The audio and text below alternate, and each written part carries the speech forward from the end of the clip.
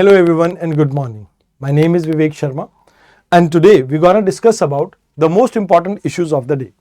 The first article is about India European Union cooperation. Second article Aditya L1 के बारे में, Salonesis के बारे में थर्ड आर्टिकल है, एवलांचेस के बारे में फोर्थ। आइए एक एक करके इन सभी आर्टिकल्स को समझते हैं। सबसे पहले आर्टिकल में अगर हम बात करें, इंडिया और यूरोप अपने फ्री ट्रेड एग्रीमेंट को कंक्लूड करने वाले हैं by the end of this year. एक अच्छी खबर है। अब देखो, यूरोपियन यूनियन की बात की जाए तो ये एक बड़ा आपका इकोनॉमिक एंड पॉलिटिकल ब्लॉक है जिसके साथ इंडिया अपनी फ्री ट्रेड एग्रीमेंट को साइन करने वाला है इस साल के एंड तक। In addition to this we are also focusing upon defence sector, कहीं ना कहीं क्लाइमेट के ऊपर भी हमारा फोकस है एंड अपकमिंग टेक्नोलॉजीज के ऊपर भी हमारा यहाँ पे फोकस है। तो सबसे पहले अगर हम बात करें तो ट्रेड फ्रंट पे हम free trade agreement, intellectual property right से रिलेटेड एग्रीमेंट, ज्योग्राफिकल इंडिकेशन से रिलेटेड एग्रीमेंट को साइन करेंगे by the end of this year. इसमें हमारा फोकस होगा कैसे हम एक resilient agriculture, pharmaceutical and clean technology की वैल्यू चेन को डेवलप कर सके, यहां पे हमारा फोकस रहेगा इस फ्रंट पे। एंड साथ के साथ हम ये भी चाहते हैं कि ट्रेड से रिलेटेड जो भी हमारे सैनिटरी या फाइटोसैनिटरी नॉर्म से रिलेटेड चैलेंजेस हैं, हम उनको कैसे एड्रेस कर सके, उनको भी हम यहां पे फोकस कर रहे हैं। In addition to this climate के फ्रंट पे जैसे बैटरी रिसाइकलिंग हुई, वेस्ट टू हाइड्रोजन टेक्नोलॉजी हुई, या मरीन प्लास्टिक को कैसे कंट्रोल किया जाए, ग्रीन हाइड्रोजन की सेफ्टी नॉर्म्स क्या होने चाहिए, ईवी के चार्जिंग स्टैंडर्ड्स क्या होने चाहिए, एंड इवन जैसे कार्बन बॉर्डर एडजस्टमेंट मैकेनिज्म से क्या इंडिया के ऊपर इंपैक्ट पड़ेगा, कैसे इसे मिनिमाइज किया जा सकता है। तो इन सभी फ्रंट्स पे हम फोकस करेंगे। डिफेंस में ऑलरेडी हमारी स्ट्रैटेजिक रोड मैप की एक पार्टनरशिप थी जो कि 2020 में स्टार्ट हुई थी, 2025 में एंड होने वाली है। अब इसी को और ज्यादा बेटर कैसे हम मूव कर सकते हैं, जहां पर marine time security, cyber security, defence, इन सभी सेक्टर पे हम फोकस करेंगे। Moreover digital technology front पे हम डिजिटल जो पब्लिक इंफ्रास्ट्रक्चर है कैसे उसे इंटरऑपरेटेबल बना सकें, वहां पर हमारा फोकस है।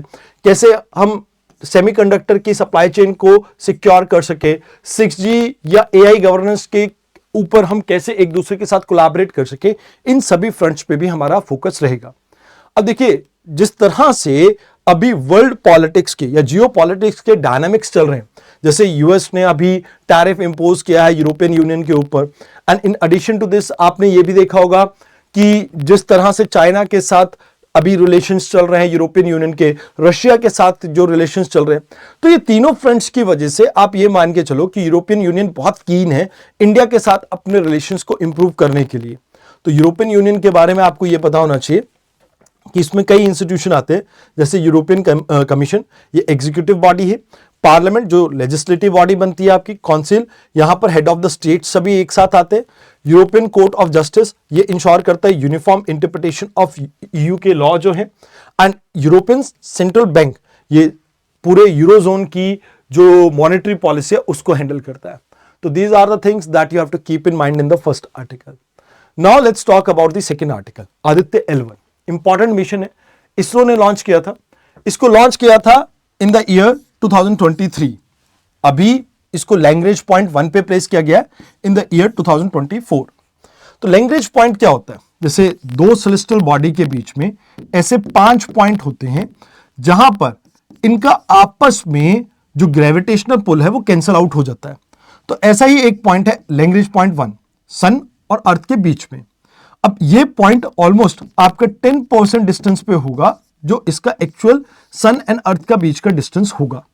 अब यहां पे आप किसी भी ऑब्जेक्ट को प्लेस करते हैं तो उसके लिए आपको एडिशनल फोर्स की रिक्वायरमेंट नहीं है। विद मिनिमम फोर्स ये आपका सेम पॉइंट पे अपनी पोजीशन को मेंटेन कर सकता है। इन एडिशन टू दिस ये कॉन्स्टेंटली सन को स्टडी कर सकता है। तो इसी वजह से लैग्रेंज 1 पॉइंट को हमने यहां पे चूज किया।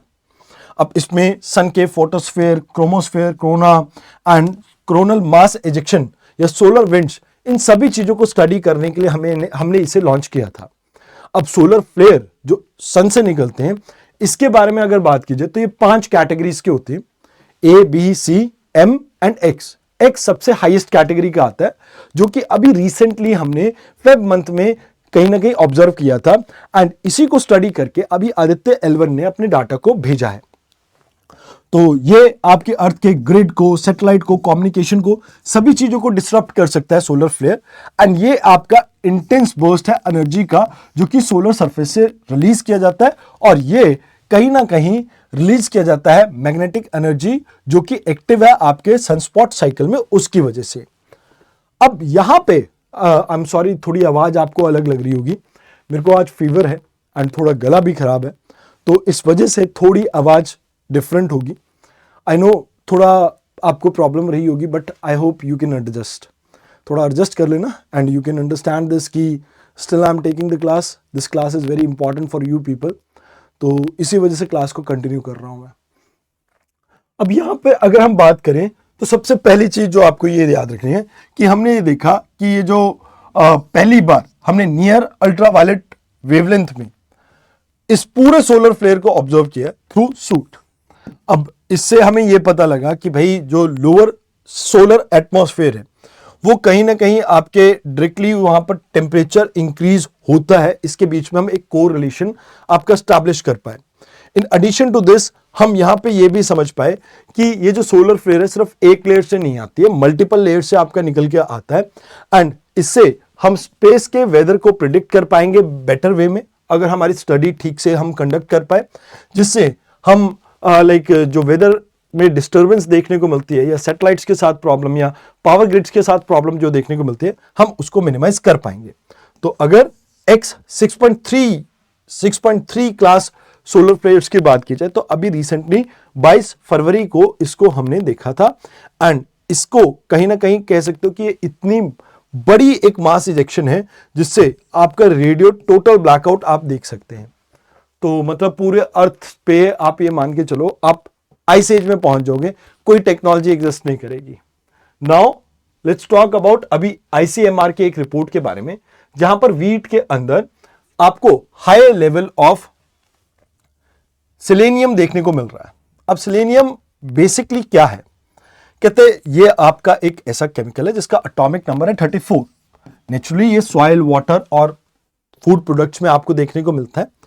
थोड़ी लिमिटेड क्वांटिटी में ये अच्छा होता है जो कि थायराइड्स की फंक्शनिंग के लिए, एंटी ऑक्सीडेंट प्रॉपर्टीज के लिए, इम्यून सिस्टम के बूस्ट के लिए और डीएनए सिंथेसिस के लिए हेल्प करता है। बट अगर ये एक्सेसिव क्वांटिटी में लिया जाए तो इससे कहीं ना कहीं हेयर लॉस, नाखूनों का टूटना, उल्टी का मन, मेटालिक टेस्ट होना, या एडवांस स्टेज में स्किन का लाइजन मतलब स्किन में प्रॉब्लम, न्यूरोलॉजिकल डैमेज और इवन लीवर और किडनी फेलियर जैसे भी चांसेस आपको देखने को मिल सकते हैं। अब देखो ये जो कंटामिनेशन है ये फूड सोर्स में तो आपको देखने को मिलती ही मिलती है। In addition to this water, industrial waste and कई बारी जो सप्लीमेंट्स है उसके थ्रू भी, उनके ओवर यूज के थ्रू भी ये प्रॉब्लम देखने को मिल सकती है। तो वैसे ये इन्फेक्टियस डिजीज नहीं है, बस ये खाने से ये आपकी बीमारी होती है। अगर बात की जाए इसके ट्रीटमेंट की तो कोई पर्टिकुलर आपको ट्रीटमेंट नहीं देखने को मिलता है इस केस में। अब देखो यहां पर अगर हम बात करें, अभी हमने 2 PDS सेंटर्स के ऊपर ये टेस्ट कंडक्ट किए थे और उन सभी में हमें हाई अमाउंट ऑफ आप कह सकते हो सेलोनेसिस देखने को मिला है।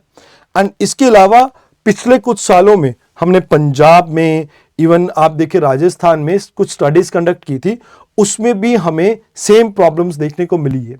तो ये चीजें आपको याद रखनी है अबाउट दिस। तो अब बात करते हैं आज के आखिरी आर्टिकल की अबाउट एवलांचेस। अभी बॉर्डर रोड ऑर्गेनाइजेशन इनका एक प्रोजेक्ट चल रहा था माना विलेज में, चंबवाली उत्तराखंड में, जहां पर आप ये मान के चलो कि एकदम से एक रैपिड स्नो और आइस की या डिब्रीज की मूवमेंट देखने को मिली डाउन द स्लोप, और ये कहीं ना कहीं 4 लोगों की डेथ का कारण बन गई। अब यहां पर rescue operation Indian army, Indo Tibetan border police and air force के हेलीकॉप्टर्स ने कंडक्ट की, जहां पर 4 लोगों की मौत हुई है और काफी सारे लोगों को रेस्क्यू कर लिया गया। अब एवलांचेस होते क्या, जब आपकी बर्फ एकदम से स्लोप से नीचे की तरफ फिसलने लगे, हो सकता है भारी बारिश या स्नोफॉल के कारण, अर्थक्वेक के कारण या स्टीप स्लोप के कारण या ह्यूमन एक्टिविटीज के कारण भी ये आपको देखने को मिल सकती है। तो यहां पे आपको याद रखना है कि ये आपके लैंडस्लाइड से टोटली डिफरेंट होता है। लैंडस्लाइड के केस में आपको रॉक, अर्थ और डिब्रीज की मूवमेंट देखने को मिलती है, बट यहां पर स्नो, आइस और डिब्रीज की। एवलांचेस के केस में माउंटेन के रीजन में ये हो सकती है, बट ये आपकी अलग अलग ट्रेन में आपको देखने को मिल सकती है। अवलांचेस आपकी heavy snow, temperature change, vibration, human activity की वजह से देखने को मिलती है। Whereas landslide, rainfall, earthquake, volcanic eruption, deforestation और कंस्ट्रक्शन जैसी एक्टिविटीज के कारण आपको देखने को मिलती है। Now the last thing is कौन कौन इसमें इन्वॉल्व था पूरी एक्टिविटी को डिफ्यूज करने के लिए। तो national disaster management authority, national disaster response force and snow and avalanches study establishment, ये सभी आपकी वो ऑर्गेनाइजेशंस हैं जो इसमें इन्वॉल्व थी। तो these are the things that you have to keep in mind in this article. I hope आपको आज के डिस्कशन पसंद आई हो। आज के डिस्कशन में इतना ही था। धन्यवाद।